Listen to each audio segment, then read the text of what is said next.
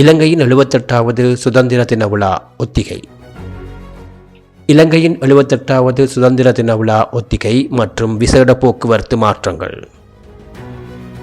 இலங்கையின் 78வது தேசிய சுதந்திர தின விழா எதிர்வரும் பிப்ரவரி 4ஆம் தேதி கொழும்பு சுதந்திர சதுக்கத்தில் ஜனாதிபதி அனுரகுமார திசாநாயக்க தலைமையில் இலங்கையை கட்டியெழுப்புவோம் எனும் கருப்பொருளில் மிக விமர்சையாக நடைபெறவுள்ளது.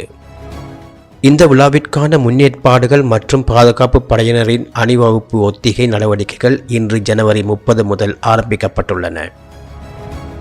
இந்த ஒத்திகை நடவடிக்கைகளை முன்னிட்டு கொழும்பு சுதந்திர சதுக்கத்தை சூழவுள்ள பகுதிகளில் விசேட போக்குவரத்து திட்டம் நடைமுறைப்படுத்தப்பட்டுள்ளதாக போலீஸ் தலைமையகம் அறிவித்துள்ளது. அதன்படி ஜனவரி 30, 31 மற்றும் பிப்ரவரி 2 ஆகிய தேதிகளில் காலை 7:45 மணி முதல் பிற்பகல் 1:30 மணி வரையிலும், பிப்ரவரி 1ஆம் தேதி நடைபெறும் முழு அளவிலான ஒத்திகையின் போது அதிகாலை 5 மணி முதல் பிற்பகல் 1:30 மணி வரையிலும் போக்குவரத்து கட்டுப்பாடுகள் விதிக்கப்பட்டுள்ளன. குறிப்பாக சுதந்திர மாவத்தை, விஜயராம மாவத்தை, மேட்லேண்ட் பேலஸ், பௌத்தாலோக மாவத்தையின் ஒரு பகுதி மற்றும் ஸ்டான்லி விஜயசுந்தர மாவத்தை உள்ளிட்ட பிரதான வீதிகளில் வாகன போக்குவரத்து மட்டுப்படுத்தப்பட்டுள்ளதுடன் அவசியமான இடங்களில் மாற்று வழிகளை பயன்படுத்துமாறு வாகன ஓட்டிகள் அறிவுறுத்தப்பட்டுள்ளனர்.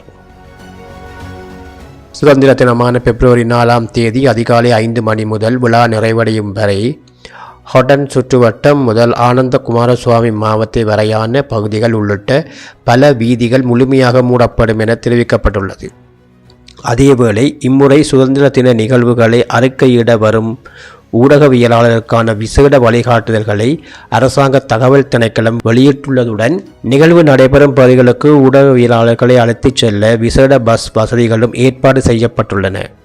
நாட்டின் தற்போதைய பொருளாதார நிலைமையை கருத்தில் கொண்டு தேவையற்ற செலவுகளை தவிர்த்து அர்த்தமுள்ள வகையில் தேசிய விழாவை நடாத்த அரசாங்கம் திட்டமிட்டுள்ளது.